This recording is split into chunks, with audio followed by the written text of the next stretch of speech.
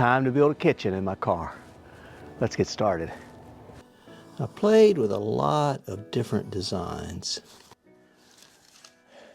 I really liked the idea of having one big box, a box that would slide out with my sink and maybe some storage in it, and another box that would slide out from under that with my stove. But when I looked at the material and looked at the simplicity and looked at really the functionality of it, I finally settled on a different design. Instead of one big box, I'll build two smaller boxes. One with the sink. It'll include all the plumbing and all the water storage for the sink, and maybe a little storage for some food items. And then I would build a second box. And this box will house my stove.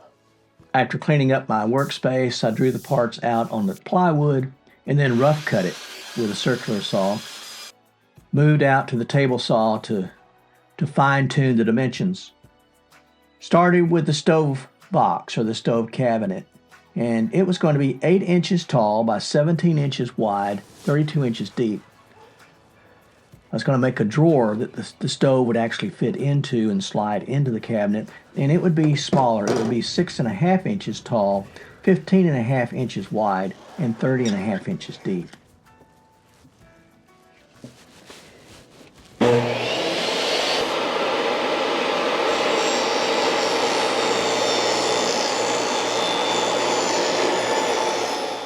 I have to make sure that I don't get these mixed up. That's why I label everything.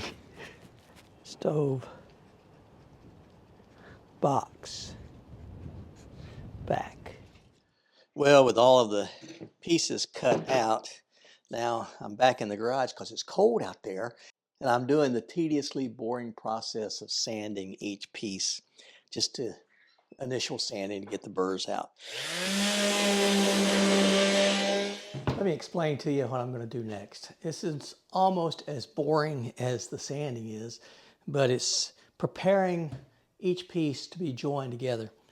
So I'm going to prepare this to connect to the bottom of the stove box using pocket screws. What I use is this Craig pocket screw jig. You can get really nice ones that fit on a counter, and you just run your boards through it. I have one of the early versions, probably the earliest version of the Craig screw pocket screw jigs that came out. This one, it has 3 holes in the top. You adjust it to what size material that you're using. So I'm using 1/2 inch material. So let me see, where do you see it at? It's on the side here.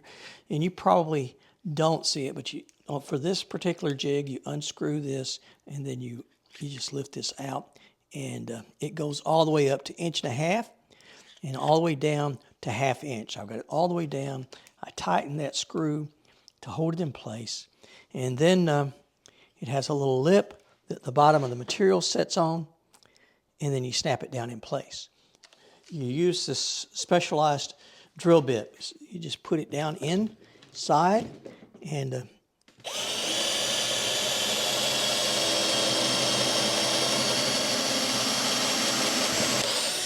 drill it in place.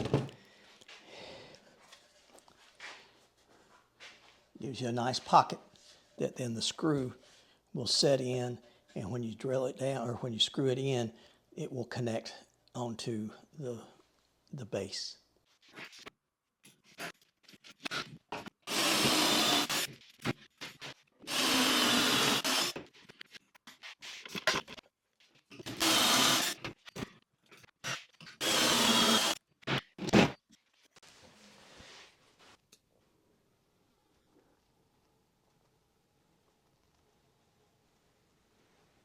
Put down a bead of glue to hold it in place, and then I smooth that out with the best brush that you can have, and that's your finger.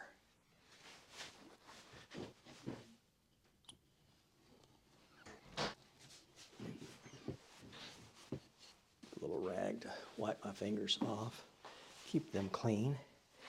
Take this, put it in place on here. So I've got the sides and the back on the bottom of the stove, what I call the stove box. Sometimes it's called the cabinet. And then on the inside of this will go the drawer where the stove will be mounted. The next step is to put in the door slides. These are heavy duty, 250-pound door slides, full extension. They're 30 inches long, so it means that they will open up to another 30 inches. They're locking, so you push down the lock and then you pull out the door slide. With this 1/2-inch plywood, I want to really secure these door slides to the sides. I'm using a 1/4-20 1/2-inch bolt. It'll go into this 1/4-20 pronged T-nut, and this will stick through, and if you see these prongs on here, they will sink into the wood and hold it in place, and then the bolt will screw through the slide and into these T-nuts. Make sure that this is flush to the front of the box, and then you unlock it and pull it out.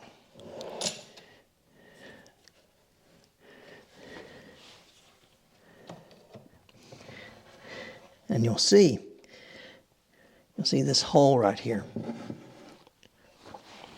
See that hole right there? And that's where the first bolt will go through. So I'm going to mark that, and then I'll come back here while it's fully extended. I'll mark this next bolt, and then come here and mark it here and mark it here. Then I can take this off, close it up, and I'll get ready to drill these out.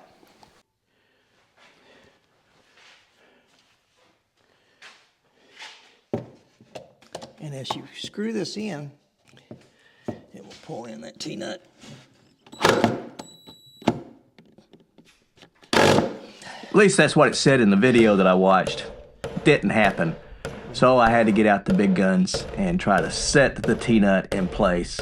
Wish I'd have known that beforehand, and I would have done it when it was still disassembled, but it worked, and there was no damage done as I tapped it with the hammer.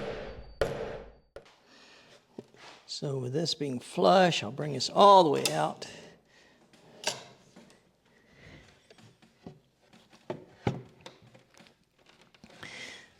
And I'll put in this first bolt.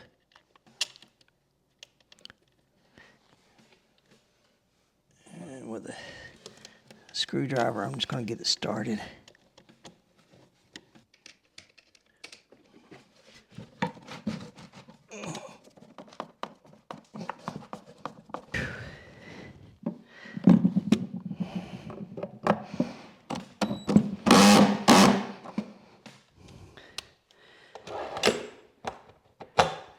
When you're watching videos, it doesn't go as smoothly in reality as they show you. These door slides were a bit of a challenge. Trying to get these T-bolts in place did not cinch up like what I'd watched on the video. So I actually had to use the hammer and set them in place. And then once they were set, it went pretty smoothly after that. There it is. Very good. Now, let's build the drawer that goes in this. Some of these sections are proving to be tricky. Trying to cut out the top for the stove. And as I'm putting this together, I'm seeing that it's a bit of a challenge. So I think I've drawn this out the way I want it. And I want to make sure that I cut it while it's still fresh on my mind. I'm using the jigsaw to make these cuts. A couple of little clamps on here to hold it in place, just like that. Make this first cut.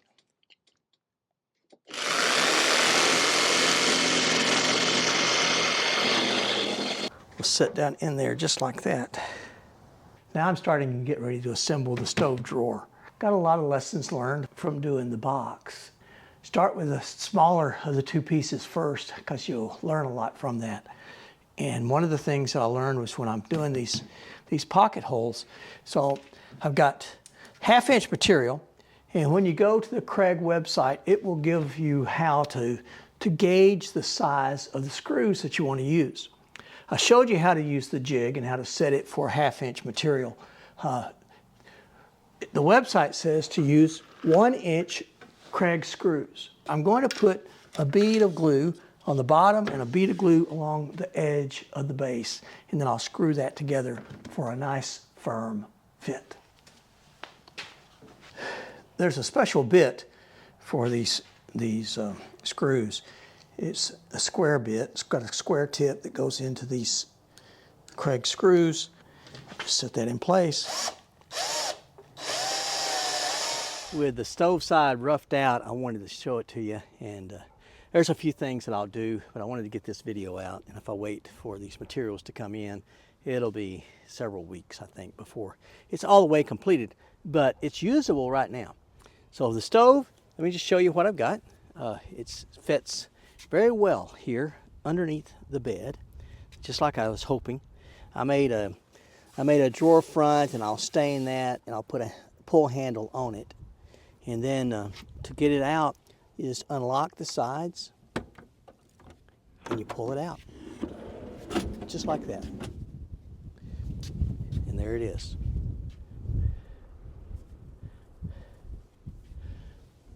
This is the regulator. You bring the regulator up, and the bottle mounts right here to the side.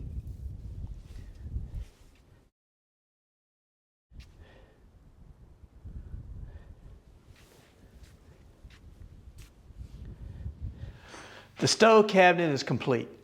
It's in the car, roughed out. I'll come back to it and I'll dress it out and make it pretty. But it's functional. I'm shifting over to the sink cabinet now. And the sink cabinet will contain a freshwater supply. It'll contain a gray water tank, the sink itself, a pump to go to the faucet, and then maybe a couple of drawers for some storage. We'll see if I have space for that. The basic floor plan is the same as for the stove cabinet. It's 17 inches wide and 31 inches deep.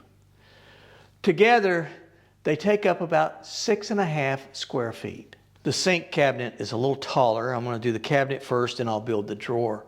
And the cabinet will have the slides, the drawer slides inside of it, so that the drawer with the sink and all the components there will pull out from it and stand behind the car. And while it is 17 by 31, it's also taller. The stove cabinet ended up being about 7.5 inches tall, and that slides under the bed well. Of course, the sink cabinet's got to be taller. This is the back panel, and the back panel is 24 inches tall. Now with the bottom and the top on that, it'll bring it up to 25 inches. So 25 inches tall, 17 inches wide, and 31 inches deep. One of the most helpful things that I did was I labeled each component with just some painter's tape. It can come off, but I'll lay this out and put these components in place.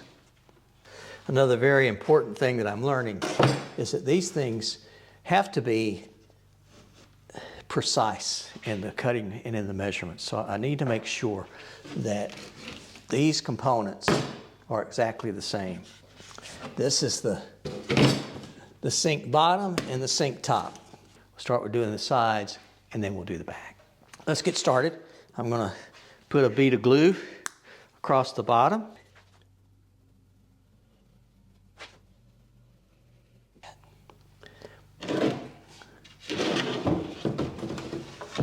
Another lesson learned is I keep a little towel here, and a little moist towel that lets me clean my finger before I go to work. Putting this all together. This is a great little clamp. It's a corner clamp, and what it lets me do, in addition to holding it in place, it lets me line this up so that it's perfectly in place. As you drill these in, it tends to want to pull the panel in, and I need it to be flush up against this edge, and just cinch it into place.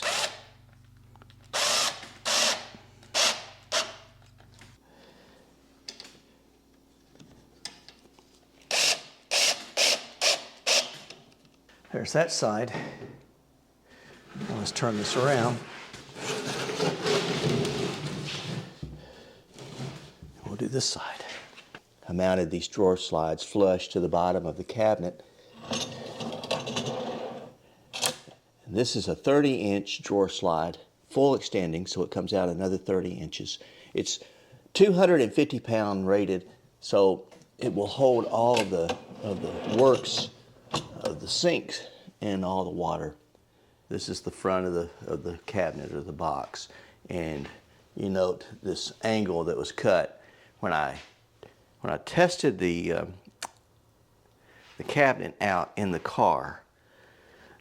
There is an angle in the car that in the back, and it was hitting the back of the lift gate. So I cut this angle, and this works really well. It is a beautiful day, December the 27th, but tomorrow winter storm is supposed to be coming in. So that's the way it is here in the Midwest. And I've got this project almost completed. It's all roughed out. It's functional, but I want to show it to you before the cold weather hits and finish this video up. And then once it's all pretty and I've got it out in the field, I'll share it with you again and give you the full tour. But let me just show you what I've got. The stove, it fits in here underneath, and I've got this aluminum topper on it that makes the cleanup easier. And then I will stain the front the same way that I'll stain this front, and put a laminate on the box itself, on the case. And I've got these aluminum corners that'll hold it all in place. And it will look really nice, but it is functional now. I've turned it on, and it works really well. So that's exciting. And then here is the sink, and my Dometic faucet, and then the sink itself. And I'll just hook this up. This is a quick disconnect for the gray water tank, and then my potable water, my drinking water, clean water will come out of this. And there's a tube that comes up out of this and goes to the sink. I don't want to put that in yet. I'm going to put a black laminate top on here, and then I'll screw the sink down, and this will be very nice. And then I've got these doors, and I've just got them rough cut now, but there will be doors here on the sides, cabinet doors that will cover this interior space. Another thing I like about this is I can take and use this to store gas. And then what I will do back here is I'm going to put a magnetic knife holder here. I can put the knives, and I can put all my seasoning and storage down in here. And then this will also have a lid that will fold down, and it'll be a work surface right here. So yeah, all of this will work just really nice, and I'm very excited to get it out. Again, this will have a black laminate on it, and I'm going to put a black laminate cover on top of the box as well, and it has these aluminum corners to just sort of dress it out, finalize it, make it look nice as it's in here. And then that is my bed, my kitchen.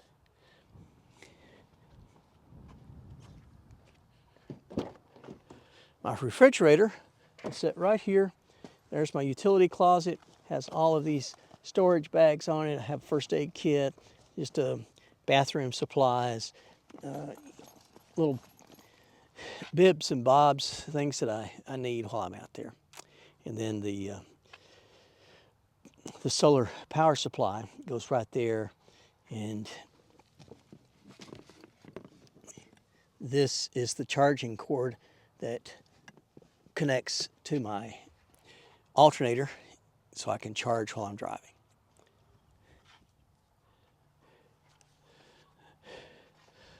The only thing left is my bathroom, my shower. Not going to be using that this winter anyway. When I get it all put together, I'll bring you back and share that with you. That's going to do it for this video. It's gone on way too long, but I just wanted you to see what you can do with a very small amount of space. Looking forward to taking it out to the field just in a couple of weeks. Go out and hope to go maybe to Lowe's Bluff and see if I can take some photography and video of bald eagles. This will be one of my final videos as Wandering Monk Hikes. And then in 2026, we go from Wandering Monk Hikes to Monk Reflections. Till then, stay safe, stay healthy, stay on the path. God bless you.